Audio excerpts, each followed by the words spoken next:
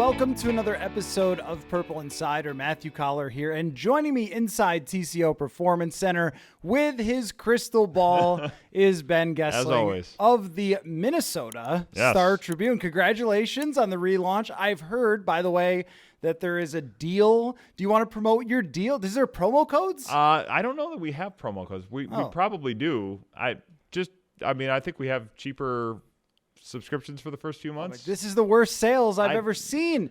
It's 6 months for $1 a month. That was it. How do I know your promo better than you? I don't know. I'm just here to report the news. This is how dyed-in-the-wool journalists we are. We don't even know the promos. So you should find this endearing. You should find it charming, and you should subscribe because apparently it's only $1 a month for 6 months. Well, quite a deal. The idea is that you've been working so incredibly hard, grinding on this dramatic football team. Yep. That you haven't even paid attention to it now being a different named newspaper that you work for. We are having, I think, a celebration of all of the relaunch stuff happening right now. But because I am grinding away at this football team, I'm not there. Right here, doing this here podcast. Yes. So we do have to get into the crystal ball, which old school listeners of the show know that this goes all the way back to Mike Zimmer saying that he did not have a crystal ball. And I think it was in reference to Sam Bradford's knee at the time, which again shows you how long we've been doing this. Then we ask you to make projections based on what you're seeing in your crystal ball. We need to talk about just two things first, though, and I can frame them in crystal ball-like fashion, but the big story of the day, which I didn't think would blow up like this, is Tua Tagovailoa calling Brian Flores a terrible person. Didn't expect that. No. My take on this, Ben, is that sometimes defensive coaches, tell me if you have any experience regarding this, sometimes defensive coaches don't always understand how to connect the right way and reach the quarterback. Yeah. And I think for a young quarterback coming into the league with a coach whose management was putting a lot of pressure on him to tank to get this player at first, and Flores probably wanted to play the guy that gave him the best chance to win. His ownership probably wanted to play the guy that they tanked for. Right. That it's more complicated than just terrible person. Yeah. And congratulations to Tua. It's worked out really well for him. It's actually worked out really well for Brian Flores here. And we have heard none of the sort of terrible person. And I think defensive guys relate to defensive guys. Harrison Smith came back to work with this man. Sometimes things just don't work out. That's my take. I think that's right. And I think, yes, we do have a little bit of experience with defensive guy from the, Bill Parcells, Bill Belichick tree, and a quarterback not getting along particularly well or not understanding each other, perhaps would be another way to say it. I do think it's interesting, though. Flores, I remember talking to him last year before writing a profile on him at the beginning of the season, and he did talk a little bit about having learned from Kevin O'Connell in terms of ways to connect with players in manners that he had not done before in his career. And I have to think that some of these things are related to that. I mean, obviously, he's a defensive coordinator. He's not a head coach. He doesn't have to connect with the quarterback in the same way here, but I think that's what he was referring to, just kind of learning a little different approach to people from Kevin O'Connell than probably he had seen from Bill Belichick, because the two, even though Kevin O'Connell played for Bill Belichick, the two have different approaches to managing their rosters. The poke with a sharp stick thing, and we have experience with that. I mean, Flores had that happen. Was it Kenny Stills, the receiver that he was playing all the Jay-Z songs with? He used some of that, and we've seen that obviously with Belichick. We've seen it with Mike Zimmer. We've seen it with Bill Parcells. I mean, that's kind of that approach to managing players. Let me just challenge you and try to get your competitive side out and getting you to say, hey, I'll prove you wrong, and then you get the best out of them that way. That doesn't work with every player, and seems like it did not with Tua. We'll see what Brian Flores says about it. But, yeah, it is interesting to hear that in light of some of the things that he has said about learning a little different style of people management since he's been here. Well, I think that that's true, and that people can change their coaching styles throughout their career. Also, everyone from that Belichick tree tried to go to their first head coaching jobs and apply all of Belichick's way of doing things, and none of them actually had it work. No. Josh McDaniels had a tough time. We saw Matt Patricia and what a mess that became in Detroit. Romero Crennel. Right. I mean, Eric every single one of them, Charlie yeah. Weiss, every single one of them all had to go sideways. And I think that when you have Tom Brady and when you are as proven as Bill Belichick was after winning even the first Super Bowl, it gives you so much cachet to be in complete charge. And I think that taking those philosophies to other places does not always apply in the same way or connect with the players in the same way who were indoctrinated in that kind of thing right from the very beginning, and also had Tom Brady as the one who was helping apply that to the rest of the team as a leader. And if you go somewhere else and you try to do that without Tom Brady, with a young quarterback, and remember, Tom Brady grew up in an era where your coaches yelled at you like crazy. It's a different time. Right, exactly. Completely different time. That's how old Brady is. Yes. So the way you're coaching Brady can't be the way you coach another guy. And I also think there is a factor of the organization, how it was functioning at the time, that would play into that.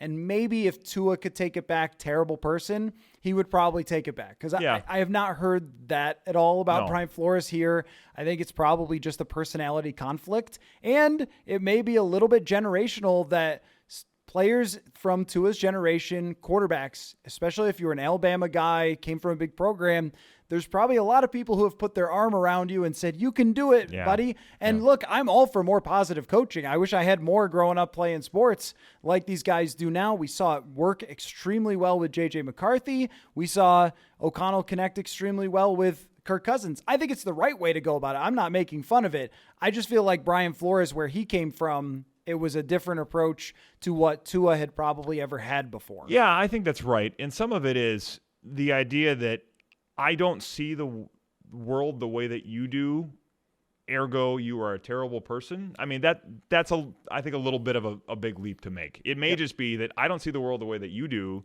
therefore we are different. We don't agree on these things, and that's going to be difficult to work with sometimes, but that's okay. And I think, you know, a lot of times what I try to remind myself doing this job is my normal as a kid growing up in the suburbs of Minneapolis looks a lot different than the normal or the childhood, what the baseline was of the people that you cover. And in the case of Brian Flores, that's growing up in a rough neighborhood in Brooklyn, trying to make sure you know how to get home so that you don't get in a fight or have somebody try to start something that you don't want to be part of, knowing which streets to turn on and which trains to take and which trains to avoid and which stops to avoid and all that kind of stuff. A lot of people did not grow up that way, and he's talked about that shaped who he is on a fundamental level, because you weren't going to get out of there and be successful if you didn't have some of the toughness to push back on what you saw every day. So how that then transfers to coaching different types of people, I think is something he has had to learn in the NFL. But I think in general, it's good to remember that people come from different contexts, and sometimes those aren't going to match up. And that doesn't mean that like one is good and one is evil. It may just mean that they're different and they don't always click. Right. And there's an intensity naturally to Brian Flores that we even feel during our press conferences that you can imagine when the tension rises. All coaches, even the most nice and polite, when the tension rises, you definitely see a different side of them. And I think that goes for just all life in general. When you have things going on behind the scenes, maybe you do your job a little bit differently than you would in a rational world. Something that worked out, though, for both guys, sort of. I mean, Brian Flores, with the whole situation in Miami, was not good, but he's landed in a space where he really has ownership of the defense, and we've seen complete buy-in from these guys. And I use Harrison Smith as that litmus test, as someone who could have easily retired, has a borderline Hall of Fame career, has many millions of contracts that he has accumulated over the years. And by my sense of things, has managed his money pretty shrewdly, so that I'm guessing he is still sitting on a fairly large chunk of that cash. And he could do a lot of things. He could become a podcaster. In fact, he's welcome to join Purple Insider at a very healthy salary after he retires. He would be if you got him going, he would be terrific. He could be the best podcaster. I don't know if he'd have the interest in it. Willing to do that, but invited. Yes. We'll stick with Jeremiah Searles probably is who I can afford, right? But anyhow, the point is that guys have wanted to be here. Andrew Van Ginkel came here. He played for him during that same time. That just speaks to the experiential difference. Stephon Gilmore. Yep. Here's a nice little transition into Stephon Gilmore, because I have to get your take on the Vikings signing him. I think that they signed him because they know the cornerback position is pretty rough without him, but still maybe even upped their offer to make it happen after what they saw at the joint practices. They were extremely good defensively. This defense is healthy and it's talented, and it might have to drive the bus here for this team. Yeah, it might, and you need corners because I think the front seven is going to be better. Yeah. I think I still have some questions on the defensive line, but the way they can mix and match pieces with the pass rushers is better than what they had last year when it was Danielle Hunter and not a lot else, and sometimes not Danielle Hunter wrecking games in a way that the team probably would have liked to see him do. They are deeper there this year, and I think will be overall able to mix and match more effectively than they could a year ago, where you're not having to play everybody for 900 snaps over the course of the season. The catch we saw with that at the end of last year was people figured out you can test these corners. You don't have to throw underneath all the time. You can take shots downfield, even if it's in a couple seconds, because these corners haven't shown that they can cover. And that got them beat in a lot of games at the end of the season that cost them a playoff spot. And you look at how they approached the offseason. They signed Shaq Griffin. They draft Kyrie Jackson. They hoped for more from Mekhi Blackmon. I think they were excited about him internally. They have not been crazy about the corners that they had here from the previous regime. Obviously, Andrew Booth is already gone. Caleb Evans is fighting for a spot, I think fighting for a starting spot by his own admission. So there have been a lot of attempts to change this group. And the thing I will say about the way this front office does things, good, bad, or indifferent, if they see an issue that they're concerned with, they do not do the, room burning around them, everything is fine gif, like we perhaps saw from the previous regime at times of, well, hey, this guy's going to make it, you just need to give him a little more time. Mm-hmm. They haven't done that with this. Really, in a lot of cases, whether it's Ed Donatel, whether it's, hey, we need a tight end, let's go get TJ Hawkinson. Right. Andrew Booth hasn't worked out. Let's move on. I mean, the way that they have addressed the cornerback position over the last few weeks tells you exactly how big of a concern they view it to be. And this is probably the step that made the most sense, and it's certainly the most significant, but it's, I think, the sixth corner they've added since the beginning of training camp. That's really crazy. I don't remember any time we've ever seen anything like this at one position group. With Stephon Gilmore, after doing a little research on it, one thing I found to be interesting is, I'm sure you're familiar with the concept of survivorship bias. Yeah. That players who actually play past the age of 30, whatever, in the NFL usually perform pretty well because they're still around. Right. That means someone who is evaluating them believes that they still belong here. And if they have a history of performing pretty well in the past, they usually keep going into their 30s. Now, there is cliffs that players fall off of, but corners like Brent Grimes, we saw it with Terrence Newman. There's not too many to really reference, but the guys who have gotten to this age have actually usually been okay, outside of maybe Josh Norman fell off eventually as he stayed in the league. But aside from that, they've usually done okay. I think Stephon Gilmore, based on his last 2 years, still has it. Yeah. Does he have the same it he had with defensive MVP? Of course not. I don't even think he would say that. But if you have good play from him, we talked to Shaq Griffin today, who's back out there. That's notable. Shaq Griffin. Yep. Him, Shaq Griffin, Byron Murphy, Caleb Evans is a backup. I don't feel better. Fabian Morrow, I'm not sure if he's making the team. Yeah. I don't know between him and Dwight McGlothern. I'm a little bit conflicted if they both make the team or one or the other. It doesn't seem as bad now with someone who has such a good track record as Stephon Gilmore. Well, and the other thing is you're not sitting there anymore saying, this guy hasn't played a full NFL season. Let's see if he can do it when we're fighting for a playoff spot or when we are on national TV against Patrick Mahomes in week 5 or something like that, or Jalen Hurts in week 2 on a Thursday night. I mean, those are the ones that kind of stick out. You're not doing that. you're asking the question of what does Shaq Griffin have left, probably. Byron Murphy, is he going to stay healthy? That's been a question about him in the past. What does Stephon Gilmore have left at 33? But you're not sitting here saying, can this guy fundamentally play the position in the NFL? Does he understand what he needs to do to get away with playing corner in this league? And I say get away with because sometimes it takes that because the rules are stacked against you. The quarterbacks are better than ever. The offenses are more wide open than ever. It is a tough job.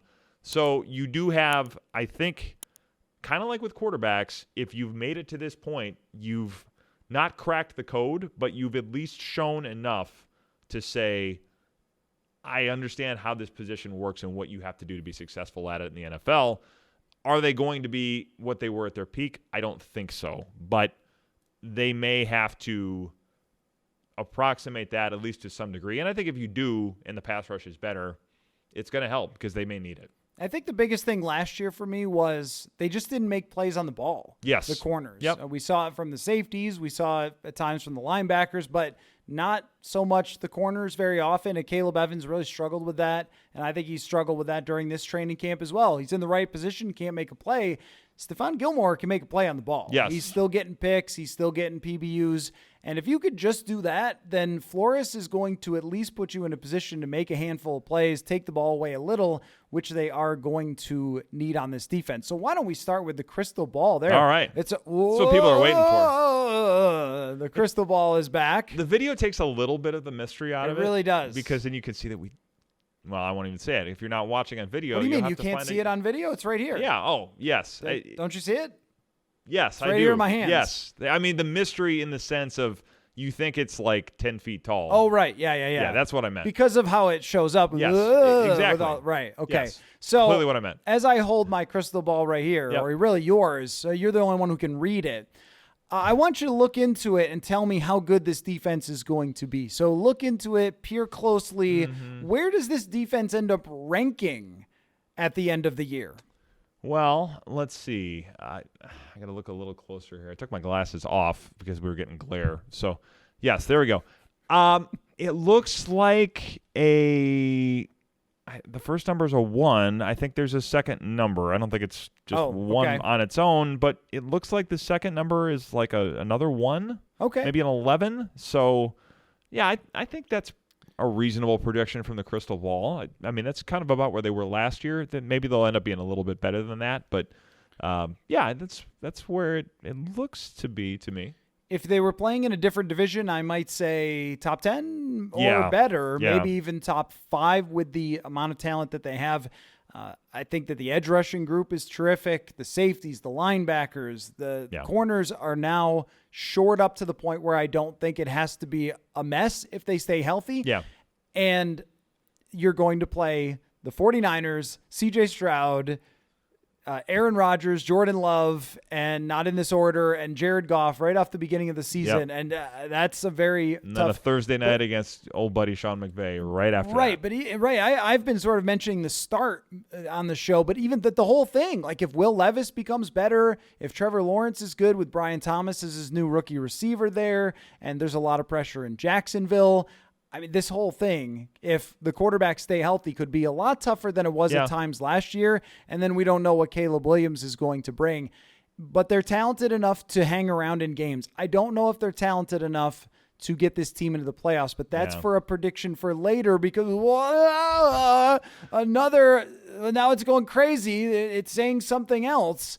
And it's saying something about Sam Darnold. And I can't, as I look into my crystal ball, I can't quite tell if it's telling me that it is flashing Jeff George. And wait, is that him? Is that the wild arm Jeff George throwing to Randy Moss? In 99?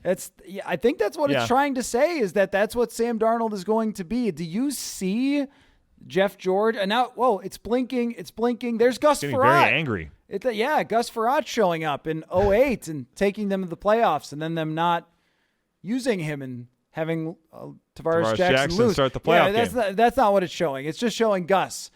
Is that type of situation, or do you not see that? I see a lot of the Jeff George premonitions from the crystal ball.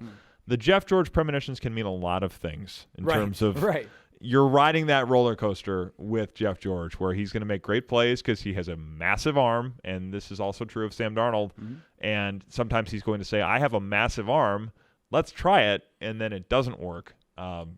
But yes, I think the Jeff George comparison is a good one, which, yeah, if that's the case, probably puts them on the edge of the playoffs. The question, I think, becomes, I mean, that was an era where getting away with 13 or 14 interceptions in a year was a little more sustainable. Yeah. It doesn't seem like you can do that anymore. Right. If you have a quarterback that turns the ball over that much, you're going to get yourself in trouble. And my question is going to be, if in fact the crystal ball is correct, and when is it not, does the Jeff George experience work for them? Because you mentioned it before on turnovers, this has not been a team that's very good at getting takeaways on its own. In fact, I think they were 30th in the league last year in that particular statistic. So if you're playing that game that they didn't play very well and got very frustrated with turning the ball over as much as they did last year, can this work? But yes, the Jeff George smoke from the crystal ball is what I'm reading as well. Folks, U.S. Cellular noticed that the way we use our phones has gotten to be ironic. We try to put our phones down for dinner, but the menu is on a QR code. That's ironic. We hit like on social media posts that we don't actually like.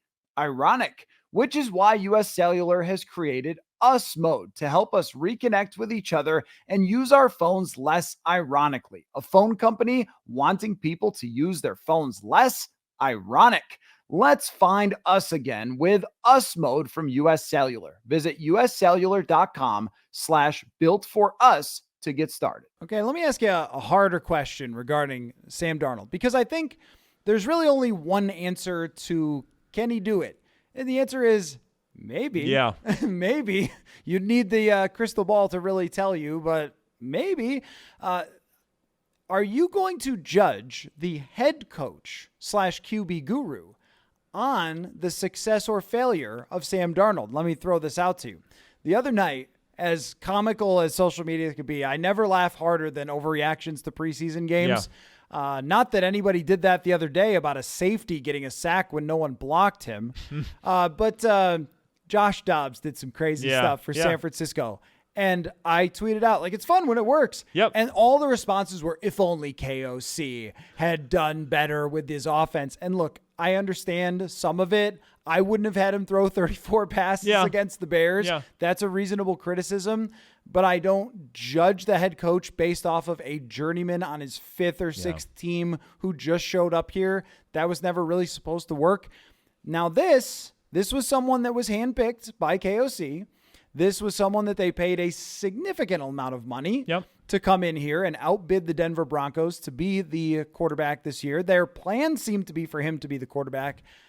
And yet, with his history, I think it makes it tough to hold his feet entirely to the fire. How do you balance trying to judge, is he really the quarterback, a whisperer, or not so much, and it's just Sam Darnold? Like, I don't know where to stand with that. Yeah, I mean, it's tricky because you mentioned the Broncos. Sean Payton has gotten a lot of credit for his work with quarterbacks over the years, Drew Brees being at the top of that list. Just Drew Brees. Really, right? Just that's what it, Sean Payton is not perfect in this regard. Sean Payton gets a lot of credit for that one player, which is the great thing. When you get it right at quarterback, you can live off of that for 15 years. He was with the Giants with Kerry Collins, but I think they took play calling away from him. Yeah. So it's neither here nor there. It's difficult to get a big sample size on these things because if you miss, you're out of a job, and if you hit on one, you're going to ride that player for as long as you possibly can. So it is, I think, a difficult thing to get a premonition of completely. Do you judge O'Connell on Darnold? I don't think you do completely, in the sense that the plan here was always, I think some of the benefit of Sam Darnold was he was fungible, that you could bring him in, and if J.J. McCarthy was ready, there's no attachment to Sam Darnold such that the fan base is going to say, what are you doing? We want Sam Darnold to be the quarterback. I don't know that there would have been that with Kirk Cousins, but there might have been a little more of that with Kirk Cousins just because he'd been here. People had come around him a little bit after the Netflix thing. He was playing well last year before he gets hurt. That's probably a little tougher thing to do. Sam Darnold is not somebody that anybody has any attachment to. So right. I think there was always the benefit of Sam Darnold was not just can they turn Sam Darnold into something. I don't think that was the only reason he was here. It was somebody that we can get him. We can get him on a 1-year deal.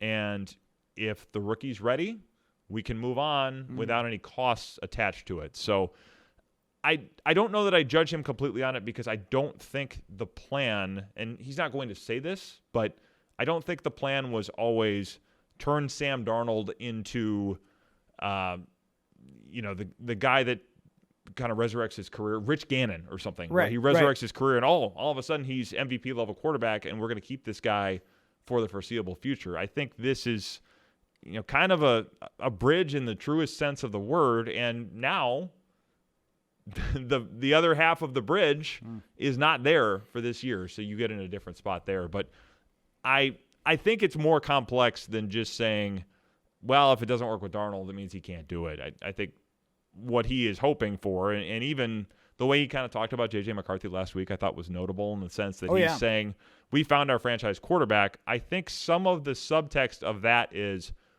we have our franchise quarterback. Let's stick with this plan. Oh, yes. And all of the people that are contractually employed to see this plan out should get continued offers to stay here. Yes. I think there was probably a little bit of that. Yes. What you mean is extensions, which there's been a little bit of talk of around here. Yep. The way I would view this, I'm trying to think about a good way to phrase it, because if Sam Darnold's bridge crashes into the water on fire and barrels down the river, that's not good. No, it's not. It's not good for how confident you're going to feel in Kevin O'Connell about the quarterback thing.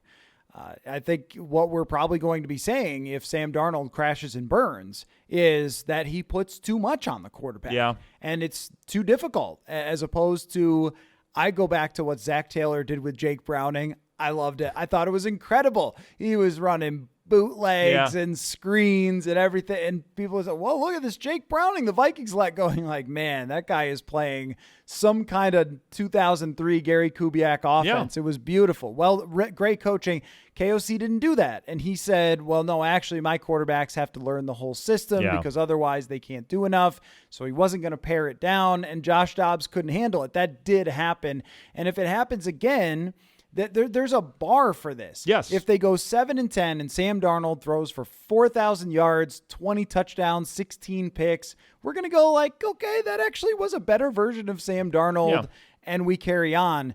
But if he throws 8 touchdowns, 12 picks, and they lose, and we're talking about benching him for Nick Mullins or whoever, maybe they trade for Mac Jones or something, this could go barreling down into the ocean with the situation they're in, and the pressure will ramp up on Kevin O'Connell. And I have felt the tension from him. I know that there's a lot that's gone on, but I just think the whole training camp, there has been a lot more of tightness from Kevin O'Connell, in part because he knows that a lot of how people view him after this year with no playoff wins so far does rest on those very thick shoulders of Sam Darnold. Yeah, and there's a lot, and I think the criticism, if it goes that way, if the bridge crashes into the wall and starts on fire, that's a fair point to say, okay, what are we doing? Because he is, let's see here, 17-8, I believe, with Kirk Cousins as his starter. Yep.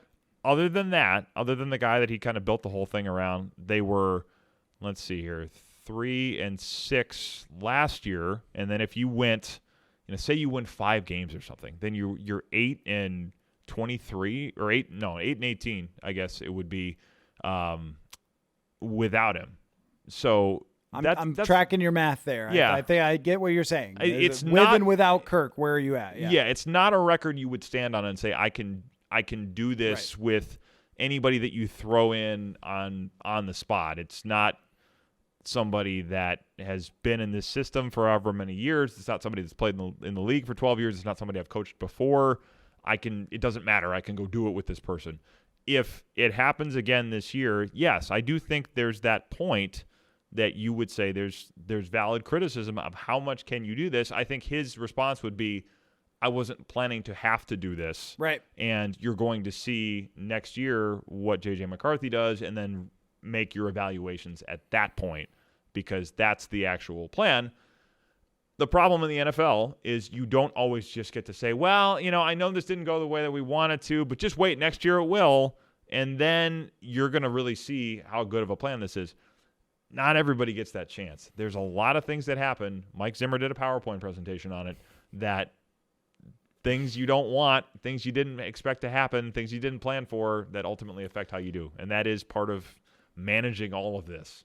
Pro sports ain't fair. No, they're not. Life ain't fair in the NFL. That you can. I mean, look at Robert Saleh last year. Yeah. They built this great team, phenomenal defense. If Aaron Rodgers was even the meh version of Aaron Rodgers, they're a real contender, and he pops his Achilles the first night, and he's playing Zach Wilson. And who was the comical person? Was it Tim Boyle that they had thrown? He was just Aaron Rodgers' old buddy from Green Bay. Is he a horrible coach? I don't think so. No. I think he's a pretty good coach, but life ain't fair. There's a very clear bar for me of where I think there's either heat up or heat off, which is 8 wins. Sure. If you win 8 games with this schedule, with this circumstance, with the things they've gone through in this training camp, with McCarthy, with Mekhi Blackman, with Kyrie Jackson beforehand, I would look at it and say, that's a pretty well done job. Yeah. If you beat the Vegas expectations, then I think you've done pretty well for yourself.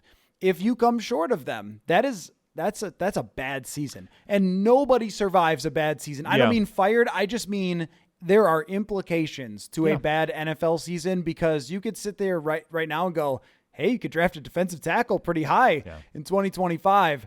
But if you get into a point where you are deep into the year and you're 4-10, it's a nightmare when that happens. So I think that there is a bar they have to reach to be able to say, hey, job well done, O'Connell. We don't really change our opinion on how good we feel about you going forward. And then the extension would come after that. Well, and the other thing is that if they win, 6 games or something, I think 8 is a good bar for this reason. Not that this is terribly scientific, but it is telling. They would then have 10 losses in back-to-back seasons for the first time since 2010, 2011, I believe, and coaches got fired as a result of that. Brad Childress got fired in the middle of 2010. Leslie Frazier made it through 2012, but had Leslie Frazier not gone to the playoffs with Adrian Peterson dragging that team on his back, I don't think Leslie Frazier would have made it out of that season either. So I say that because this is an ownership group, and Kwesi talked about this and said they've never told me that there's this mandate that we have to be competitive. But when they talk, every time they talk about we want to be in competition for the division title every year. This is not an ownership group that likes to tolerate a lot of losing. So if you ended up with another season like that, even if it's through a lot of situations that you can't control, I think that matters. I think back to Mike Zimmer. He had a lot of seasons where he's kind of 8-8, 8-9, but never got to that 10-loss threshold. And I do think he was always kind of in the back of his mind, well, we were never that far out of it. And that was like a point that he knew he could sell himself on a little bit with, at least we're still in it. And with regard to this team, when you have the weapons they have on offense, I think Aaron Jones can still play. I think he helps a lot. I think when you get Hawkinson back, that's a good offense in terms of weapons. It's better than what they've had in terms of balance. The offensive line, I still have issues with up the middle, but the tackles will be good, and the defense should be better. Even if you don't have your perfect quarterback, there's not a way that you come out of that with 5 wins and you can feel good about it, because there's still enough talent. And I think there's enough ability from O'Connell to design an offense that should be able to produce, to call plays that should be able to be successful, that you should be in it. I mean, you at least should be in the mix for something by December. And if you're not there, you do run that risk with an ownership group that may say, well, okay, are we signing up for another 3-4 years with this quarterback because we're really excited about him? Or are we saying these last 2 years weren't so good? We need to react differently. And I don't know that that's firing, but it just may not be extending long kind term. of the half measure, the Leslie Frazier, you get another year kind of thing. Whoa, the crystal ball came back. It was growing impatient. The division is quite the conversation. Every time I go on somebody else's show, they're like, hey, did you know the division's pretty good? Yeah, I noticed. Heard that. But what I'm seeing in the crystal ball is that, okay, it's not the Vikings. It's not purple. Something goes wrong for another team in the division, but I can't tell which team it is. There's a team in the division where something is going wrong. It's not going according to plan, and the division is not as strong as it says. But who could that be? Who do you see in this crystal ball? Like, who could have something go wrong? It looks green. Oh. It looks. Oh, really? I see like people wearing blocks of foam on their heads.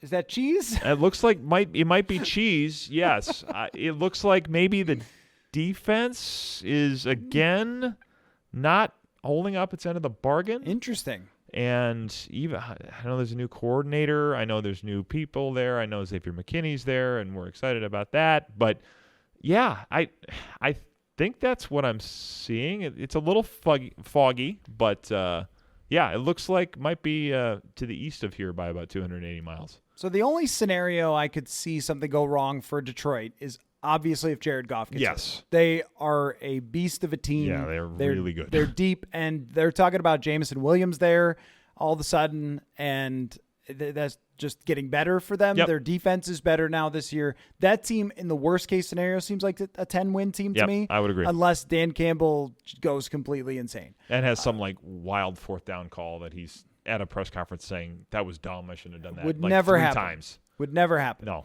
But with Green Bay, there's the scenario where their defense doesn't show up. There's the scenario where their running game with Josh Jacobs, who they spent a lot of money on for someone who has been It's got a lot of tread on the tire, right? a lot of wear on the tires. And then there's just the scenario where all those jump balls that Jordan Love threw, and I think he was terrific last year. I honestly think he'll be terrific again.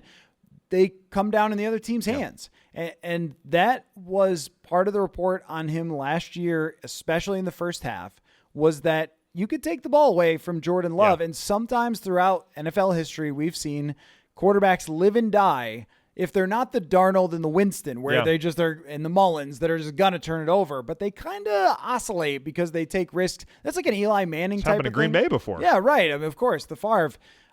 That it could be not as good as everyone thinks it's going to be for another step. My projection for Green Bay is actually that they are exactly the same. I don't think it's going to get better, but I think that they'll be the same. I think they are more likely to go wrong than Detroit. How good do you think Chicago will be? I think, boy, I mean, so much of this depends on Caleb Williams, I think.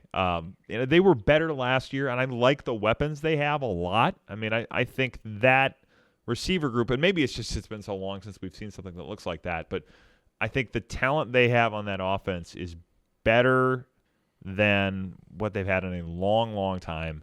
And they added pass rush last year too. Jalen Johnson's really good. They probably have the best corner in the division. So I could see them being in the mix if Caleb Williams is up to the job. Yeah. Now, that's a lot to ask from a rookie in year one. It's a lot to ask from a rookie that's been in the spotlight for a really long time and seems to kind of the thing I wonder about with Caleb Williams is will he kind of ride the wave a little bit? Yep. How will he handle all of that? And he's been in big markets. He's been in high-pressure situations in the past, so maybe he won't blink at that in Chicago, but first time doing that in the NFL when you're trying to command a locker room of people that are 8 to 10 years older than you, it is a little bit of a different scenario. So if he's good, I think they could be a playoff team. I just don't know. I mean, he's talented as all get out. I mean, there's no question about that. It's just how much of that comes to play as a rookie. And I think if it does, I think that's a playoff team. If it doesn't, then you're kind of probably talking about them being where they've been, 6 or 7 wins. I see a little bit of early Deshaun Watson getting sacked all the time for him. He's holding the ball and trying to make things happen. Right. And then he's going to have to learn for a while, which may keep them out of the playoffs just because he turns the ball over and gets sacked. He fumbled a lot in college. Yeah. They're not really sending the same type of pass rushes at him in preseason. Right. But the raw talent is absolutely freakish, and that might get him by. their disaster is only like a 6-win season, as opposed to if Green Bay were to miss the playoffs, that's a total wreck for them because of where their expectations are. Yep. One and more thing. And what they paid Jordan Love. Because I know that you got things to write for the Minnesota Star Tribune. Yes, going available for statewide, $1 a month for 6 months. That's right. Sign up at probably Star Tribune. StarTribune.com. It'll take you 6 months. It'll take you to the end of the football season. Digital media company now, not just a newspaper. Whoa.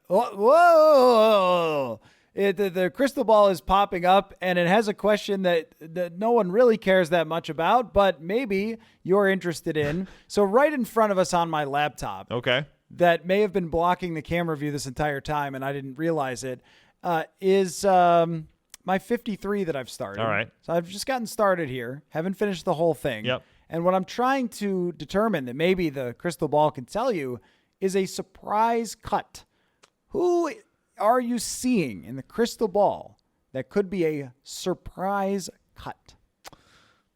Wait. It looks, we've got to look over here. Hold you up there. Consult the crystal ball and not the roster. Rub it a little. Yep. Oh, yeah, there it is. A little grease. It looks like it's on the defensive side of the ball. Okay. I'm seeing, I think, a defensive back. Okay. If you say Lewis Cine, then you're looking at it wrong. That's not a surprise. No. Okay, I was going to say. That's not who I was. All right, okay. I was going to say, at. after the other day, people are, they're doing that thing they do. It looks like a corner. Oh.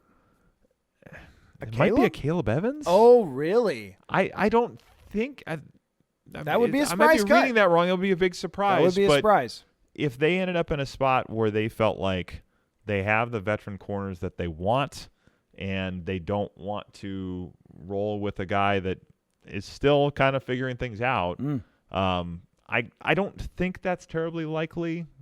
Sorry with the apologies to the crystal ball there, but that would be a surprise, certainly. I think that 2022 draft is on the clock, pardon the pun. Yeah, I was thinking about maybe Brian Asamoah. That would be the other one that came to mind. But he does play a lot of special teams for this team. My surprise one, I don't think Dalton Reisner is a surprise cut. Yeah. Right? That's just not shocking at this point. So it's hard to land in a spot where everyone does say, like, oh, yeah, that's possible, but it is a surprise. Yeah, Lewis Cine would be in that group where it's like, not a surprise. It's notable, it's newsworthy, but probably not a surprise at this point. I was thinking a little bit along the same lines, but a slightly different person, which is Fabian Morrow. Yeah. Because they brought him in here, but with no real obligation to keep him. They could just evaluate him and say, we wanted Stephon Gilmore. We don't really need you as a backup. I think it comes down to Dwight McGlothern or Fabian Morrow. Yeah. They usually don't keep – they have to keep 6 in that instance. And Jay Ward might stay for special teams because Najee Thompson's hurt. That, I think, would be a bit of a surprise since that would be one of the all-timers. I think I spent 45 minutes on a podcast talking about them adding Fabian Morrow. Yeah. That would be an all-timer, too. We all made a big deal of the signing, and then the guy just hits the road. I don't know if there's going to be a lot of shocks this year overall. Is Jaron Hall – on your radar as making the team? I don't think he has to. No, I don't think they could just get him through to the practice squad. Because that would be the question, is do they feel like they can get him through on waivers? And the way he played Saturday may have helped him and not them so much in terms of putting things on film where people are like, hey, this guy actually can play a little bit. But I don't know. I mean, I think the way he played on Sunday night last year in that do-or-die game against the Packers showed you enough where it's like, he's got a ways to go. Yeah. And my guess is they will gamble on we can get him through to the practice squad. Now, I mean, guys like Kellen Mond got picked up. So the bet of how desperate is the rest of the league on quarterbacks is always a gamble. But no, I don't think that'd be a surprise because I think their hope would be let's not keep 3 quarterbacks, especially when all of the rules now allow you to put somebody in the practice squad and do the emergency quarterback thing with that player. What do you think of my defensive tackles? I got Phillips, Tillery, Bullard, Lynch, Rodriguez, and Williams. Jaquelin Roy. Do you think Jaquelin Roy? I would agree with those. Okay. I think Jaquelin Roy is at more risk than the names on that list. James Lynch would maybe be the other one that I would wonder about a little bit. But I think otherwise, yeah, I mean, I think Levi Drake Rodriguez has shown he can play.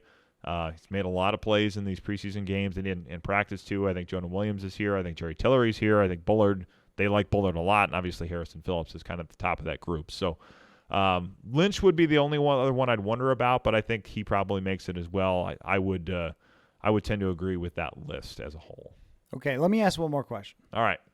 Who's drafting number 1 next year, you think? Who's drafting number 1? Is it the Raiders? I mean, I like Gardner Minshew. He's so much fun. He's the new Ryan Fitzpatrick, but that's a tough division. Yeah, it is. I think it could be. I was just talking with a friend who's a big Raiders fan the other day, and I was like, when was the last time you guys took a big swing at quarterback? And he's like, well, I know the one they shouldn't have. I mean, Jamarcus Russell. That's a long time ago. Yeah, it was a long time ago. I think it was 2007. So they're due for kind of that type of a reset, and I don't trust their quarterbacks. I don't trust their ability to get through that division.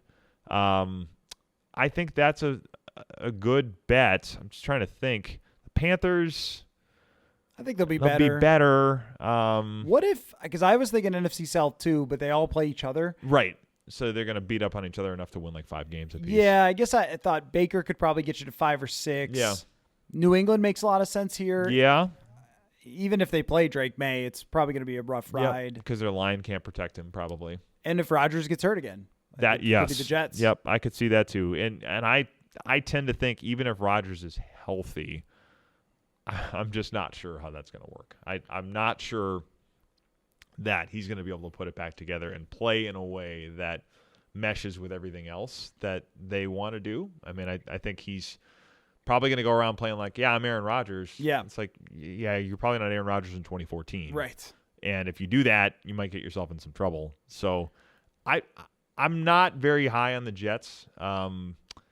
Yeah, I think the other Washington maybe. Yeah, depending if Jaden Daniels has a tough time. The That's Giants, not a great team. Yeah, would the Giants. be the other one yep. I think about. No Saquon Barkley, Daniel Jones still there. Yeah, I mean, I think a lot of the teams that were picking high last year are probably in that mix again. But yeah, I think the Raiders is a solid choice for that spot. The Patriots, I think, would be probably the other one that comes to mind because I just don't think that team has a ton of talent. I didn't do the sorry. That was just off the dome. That wasn't even reading the okay. So we spent enough time with the crystal ball. We know when it wants something. We have, and you can only bring it out every so often. It starts to get angry. Yep, it doesn't work as well. It's got a USB-C now. Everything plugs in. Anyway, that's better. We don't have to do the old converter thing anymore. Yeah, right. You plug it into okay, 2 different things, USB. Anyway, great stuff. Always fun. Great stuff. If you're great at technology, sign up for the Minnesota Star Tribune and their coverage. And we'll do this again. Yes. We will have, we'll be in the season and have some information to work with for our crystal ball, and we'll go forward. But always great to get together with you, Ben. My pleasure. Thanks for having me. Always fun. Football.